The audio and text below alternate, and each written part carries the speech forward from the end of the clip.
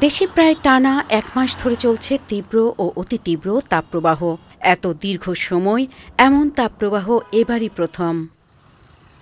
অসহনীয় তাপমাত্রায় বাড়ছে জ্বর, বমি ও শরীরে র্যাশ সহ গরমজনিত রোগের প্রকোপ। অতিরিক্ত জ্বর সহ হিট স্ট্রোকের লক্ষণ নিয়ে কুমিল্লা থেকে ঢাকা মেডিকেল কলেজ হাসপাতালের মেডিসিন জরুরি বিভাগে আসেন ইউনিস মিয়া। গরমের সাথে জ্বর অনেক প্রচুর জ্বর হইতেছে, অনেক জ্বরে বমি চলে। আমার মুখ জ্বলে যেতেছে গরমে, আমার মাথা টঙ্গিতে রয়েছে, অনেক গরমে কিছু করতে পারতেছি না খাইতে পারি না কিছু করতে পারি। ঢাকা মেডিকেল 2 এর জরুরি বিভাগে সোমবার সকালে মুসা নামে 23 বছরের এক তরুণের মৃত্যু হয়েছে। স্বজনরা জানিয়েছেন, প্রচণ্ড জ্বরে আক্রান্ত মুসার শরীরের তাপমাত্রা কমছিল না। গতরাতে বমি শুরু হলে মুসাকে নারায়ণগঞ্জ থেকে ঢাকা মেডিকেলে আনা হয়। ঘুম থেকে ওইটা দেখে বমি করতেছে, পরে মায়ের দেখছে যে সকালবেলা 6টা বাজে বমি করতেছে, আমি সাথে সাথে নিয়ে পড়ছি। চিকিৎসকরা বলছেন, চলমান তীব্র তাপপ্রবাহের কারণে মানবদেহে তাপ সহ্য করা ও নিয়ন্ত্রণের ক্ষমতা হারালে হিট স্ট্রোকের ঝুঁকি তৈরি হয়।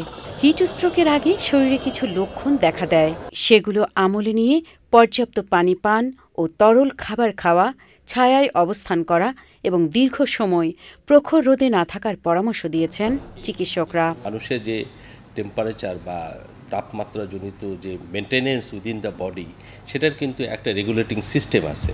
তো সেই সিস্টেমটা যখন ফেল করে, মানে অনেক টেম্পারেচারে, আপনি মনে রাখবেন যে টেম্পারেচার হলেই যে আপনার সমস্যা হবে তা না, টেম্পারেচার অ্যান্ড হিউমিডিটি, এটা দেখবেন যে অনেক সময় আপনারা লেখেন যে ফিলস লাইক এত ডিগ্রি, এটা কিন্তু হিউমিডিটির সাথে একটা সম্পর্ক আছে। তো সেই টেম্পারেচারে যখন যায়, তখন এই স্কিন যখন আর কোনো টেম্পারেচার রেগুলেট করতে পারে না, তখন সেটা স্ট্রোকে যায় এবং টেম্পারেচার রেগুলেটিং সিস্টেম ফেল করে, সেটাই হচ্ছে হিট স্ট্রোক। এটা বেশ ঝামেলার এবং এটার জন্য হাসপাতালে অ্যাডমিশন বাধ্যতামূলক এবং তাকে হাসপাতালে স্পেশাল কেয়ারে রাখতে হয় এবং তার বডি টেম্পারেচার বাড়তেই থাকবে। তার বডি টেম্পারেচারকে আপনি আর নিয়ন্ত্রণ করতে পারবেন না যতক্ষণ না আপনি কুলিং এনভায়রনমেন্ট এবং আদার্স কুলিং সিস্টেমের মধ্যে তাকে নিয়ে আমরা ম্যানেজ করব। ততক্ষণ পর্যন্ত সে যত দেরি করবেন তত ঝামেলা এবং এতে পেশেন্টের এক্সপায়ার হয়ে যাওয়ার সম্ভাবনা খুব বেশি থাকে। গরমজনিত রোগ এবং হিট স্ট্রোকের ঝুঁকি মোকাবেলায় হাসপাতালগুলোতে পর্যাপ্ত স্যালাইন মজুত করা হচ্ছে। বিকাশে কম খরচে ক্যাশ আউটের লিমিট বেড়ে 50,000, প্রিয় এজেন্টও 2টা।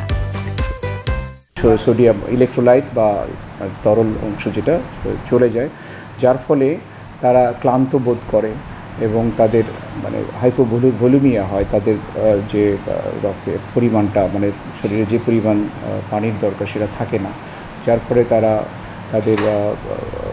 তারা ক্লান্তি বোধ করে এবং একটা সময় ফেন্ট হয়ে যায়, কারো কারো মাথা ব্যথা করে, বমি হয়, বমি ভাব হয়, এই সব লক্ষণগুলো দেখা যায়।